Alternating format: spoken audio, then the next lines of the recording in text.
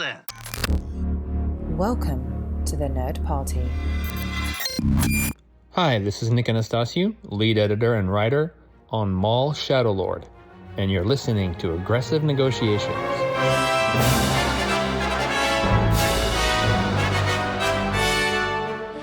Welcome to Aggressive Negotiations, the podcast in the Star Wars galaxy of podcasts that truly explores the deepest, darkest, and even the brightest corners of the Star Wars galaxy. I am one of your hosts here on the Nerd Party, Jedi Master John Mills, and with me is my dear friend and trusted compatriot, Jedi Master Matthew Rushing. Matt, this is another surprise topic, and I want to know, are you ready to bring your A game to this surprise topic? You know, I feel like the only answer to that is yippee! You cannot have too many yippies, and you also can't have too many reviews or star ratings over on Apple Podcasts, as it turns out. So go on over and give us a star rating and review if you haven't already. We would really deeply appreciate it. If you don't feel like leaving a star rating and review, that's fine. We accept cash as well. Unlike Venmo, PayPal, you know, all the places. Yeah. Thank you very much. Just Kessel let us Coin. know.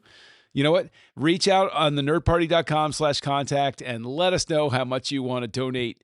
But all we're asking for is the star rating and review. We think we're a great show. We would love to get validation in some way. So, Matt, I don't want to wait too much longer. I'm actually going to give credit where credit is due. As you know, I get periodically active over on kesseljunkie.com, where I'm writing my blog. It's hosted on WordPress. Yes. And they have these prompts that they throw out there every so often. Ooh. Where they say, oh, hey, here's a question to get you thinking about something you could write about.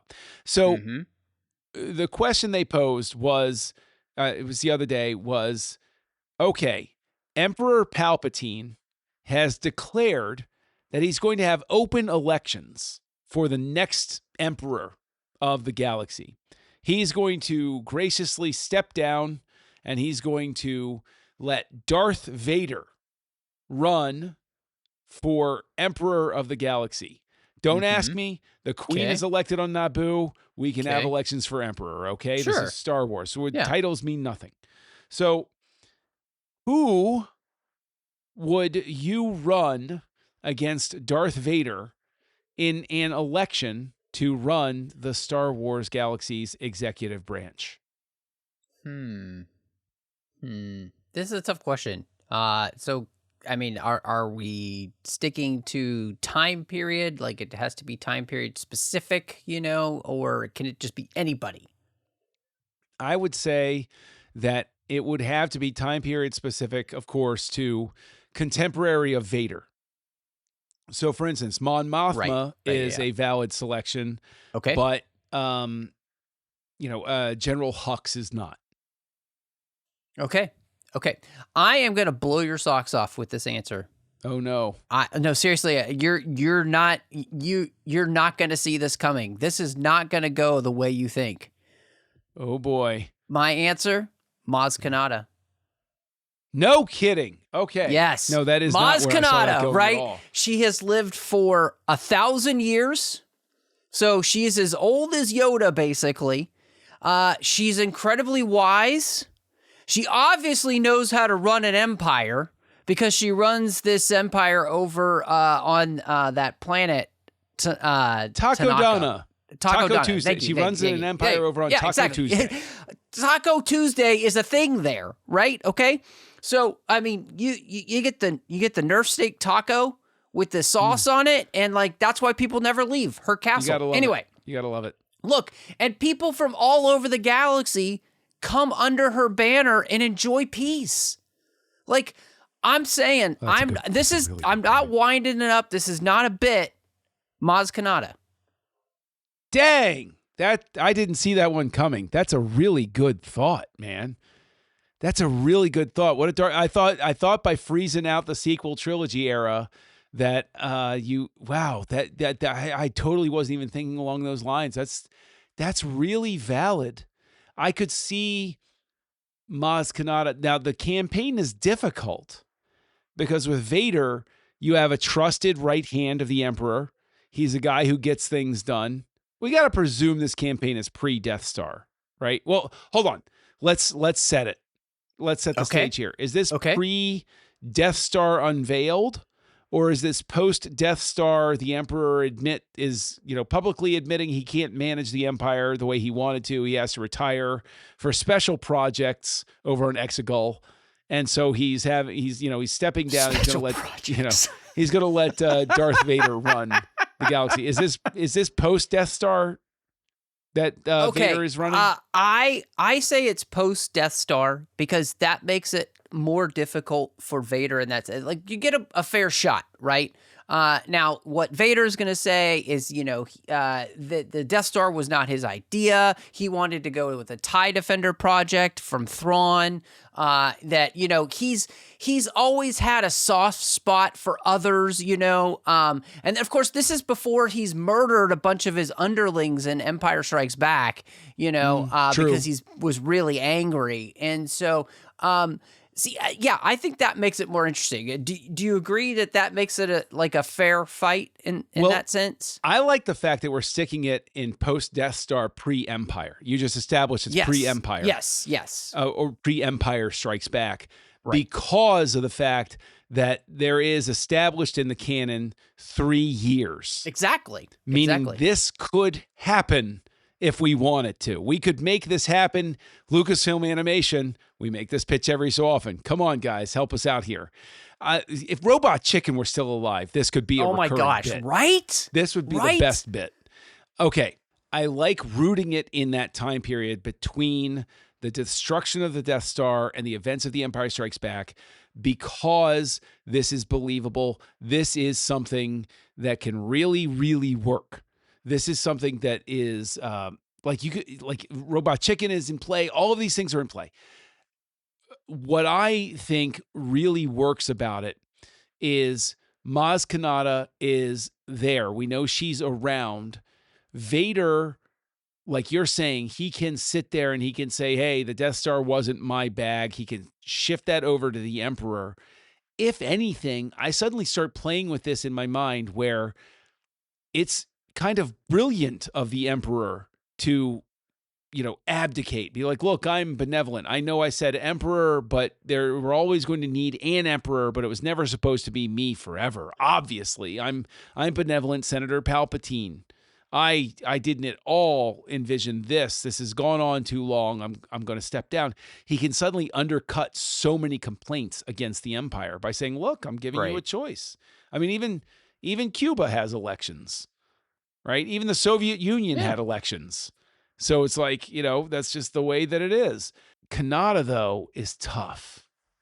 Because would Maz Kanata accept the nomination?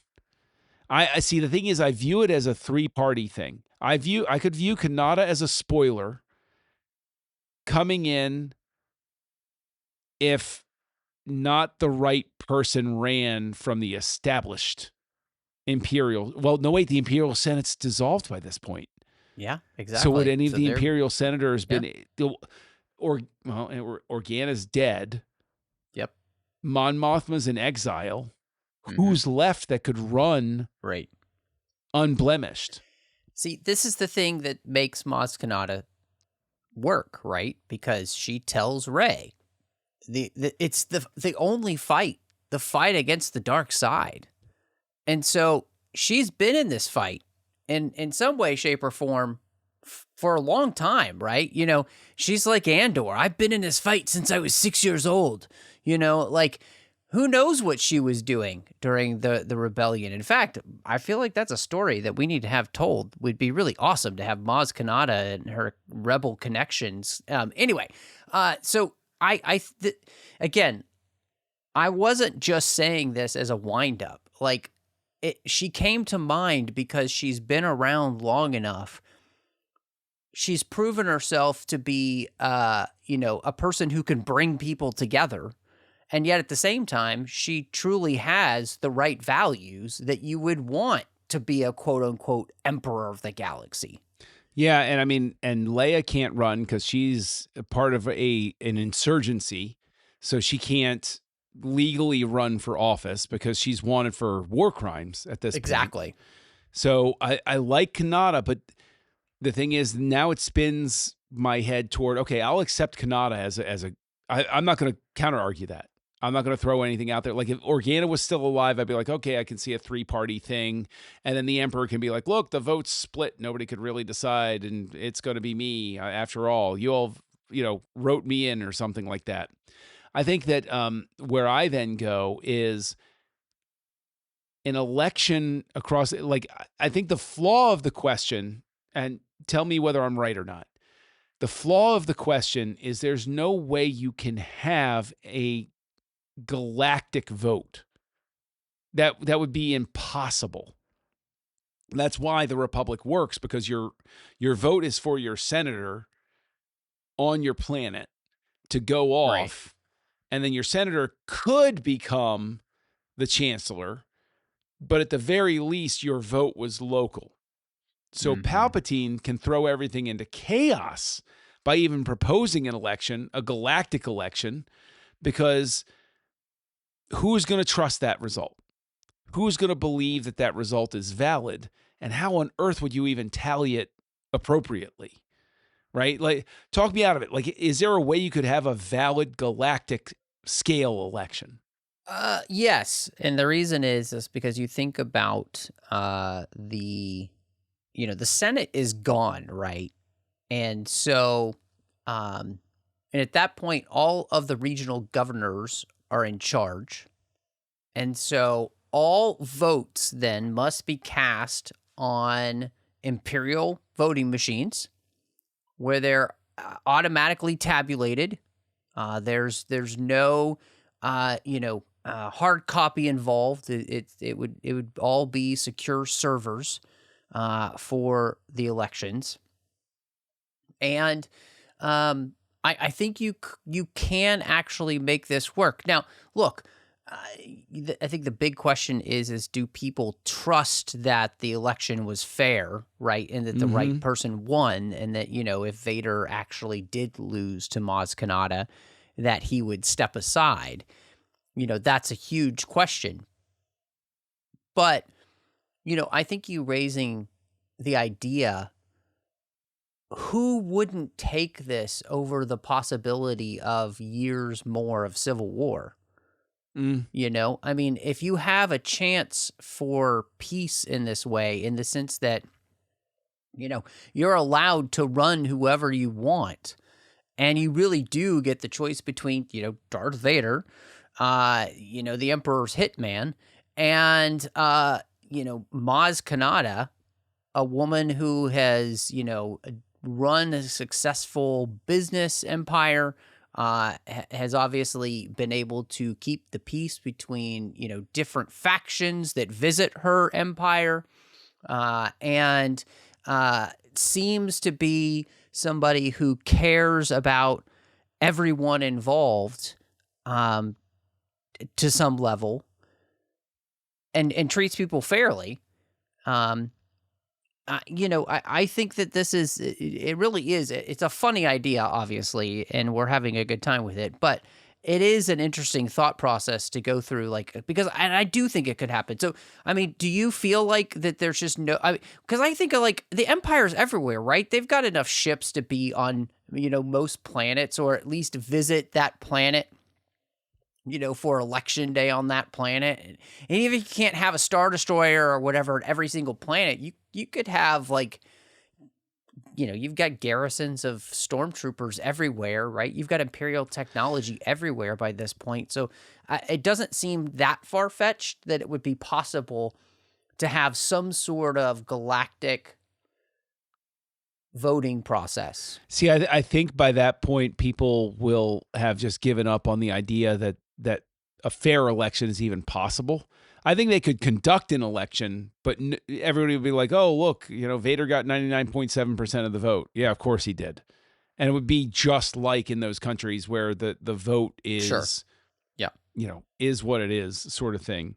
And people just go along with it because they don't want to face the possibility, they just accept there's nothing they can do.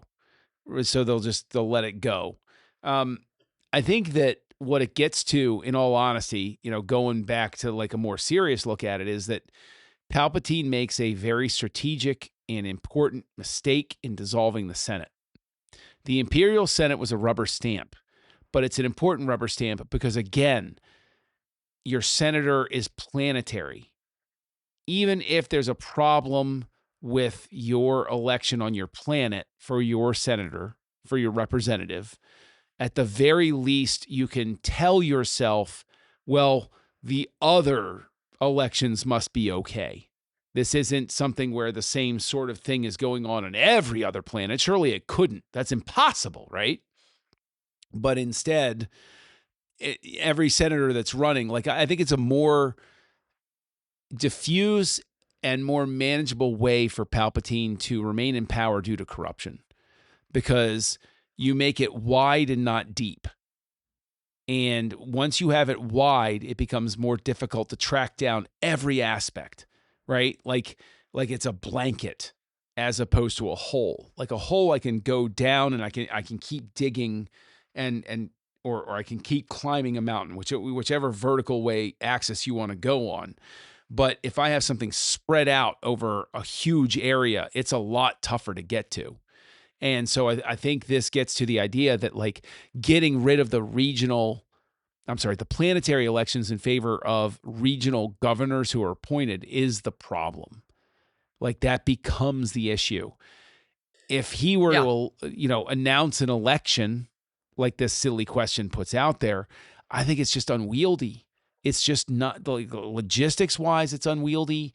In terms of people's faith in the system, it's unwieldy. I mean, if he's announcing this 20 years into it, who is going to believe that it could be anything else? My final question to you that I would throw back is, obviously, okay, let's accept that we figured out a story way to have this happen post Star Wars, pre-Empire Strikes Back.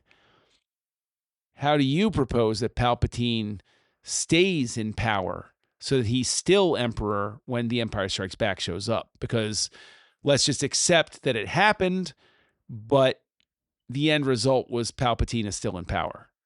I think one of the things that would be easy was then to come out with the story, the election was fraudulent. There was vote tampering. Maz Kanata's group was vote harvesting in an illegal fashion on all of these planets. And I mean, look, the funny thing is we're talking about this and it's like, yeah, we just see this happen in our world today, all over the place, no matter what country you're in, regardless.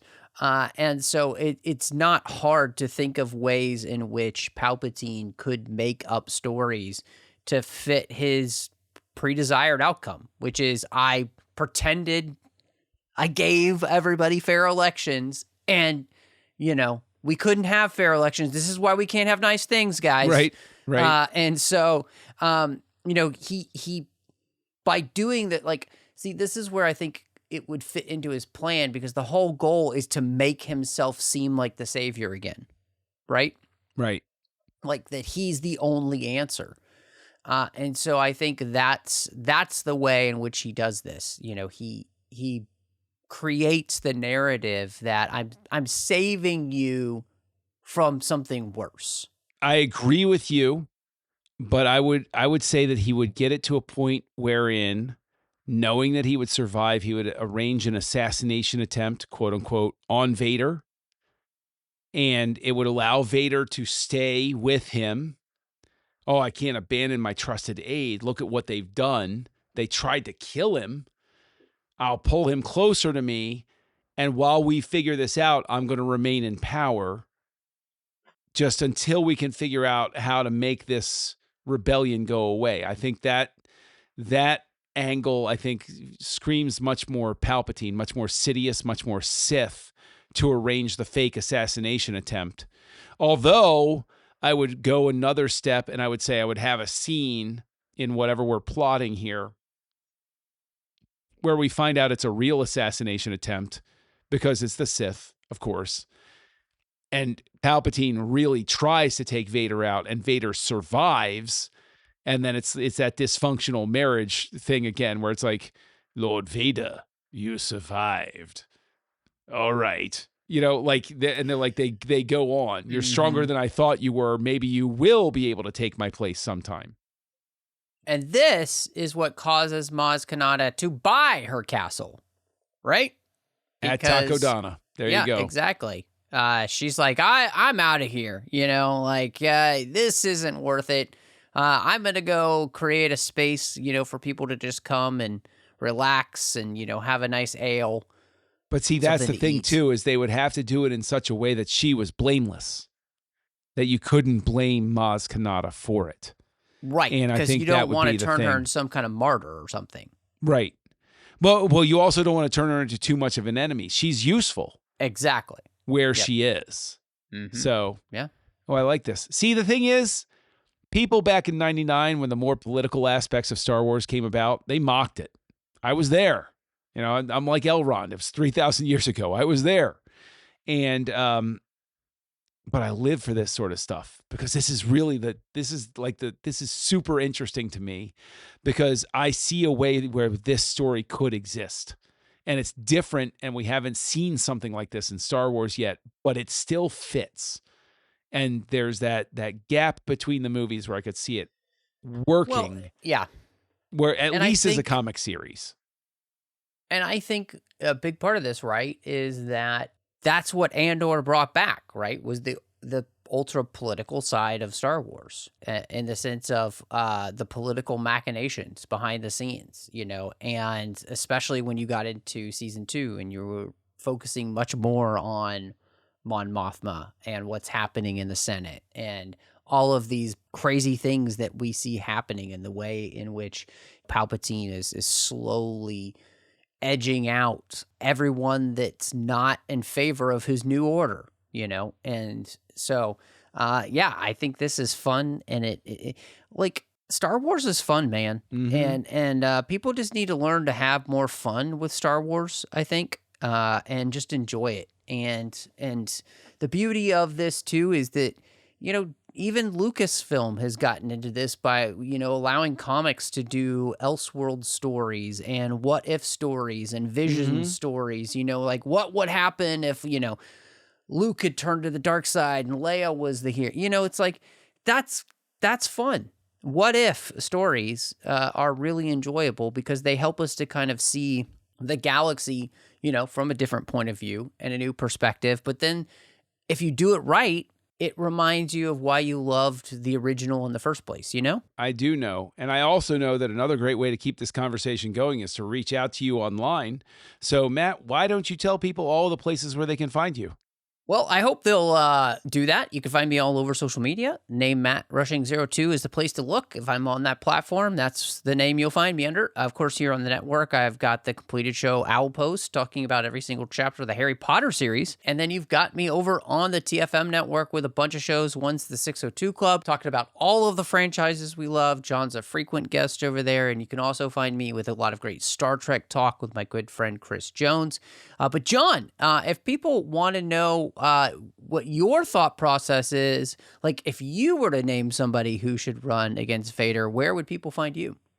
Well, gosh, I wouldn't name anybody to run against Vader because I'd be voting for him, and you can talk to me about that over as my username Kessel Junkie on your social network of choice, Letterboxd, Goodreads. Those are my two main ones.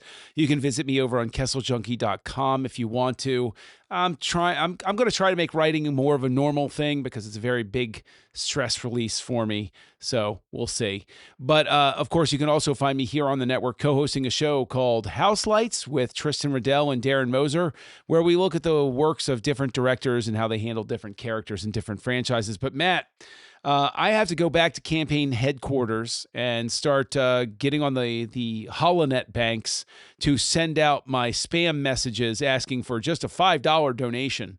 Sorry, $5 donation for candidate Vader for a new and even better empire. So I think it's time to close these negotiations. John, negotiations are closed. This would be the best bit. Okay. So I will say that I really like you sticking it there. I like that I'm going to rephrase that. I really like us being... Thank you. I'm sorry.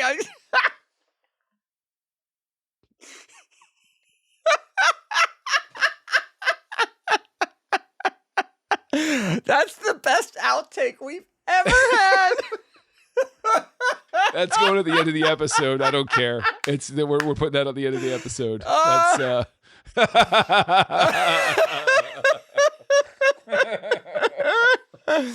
Oh man. This is what happens when you talk without thinking. Okay. Deep breath. Join the revolution. Join the Nerd Party.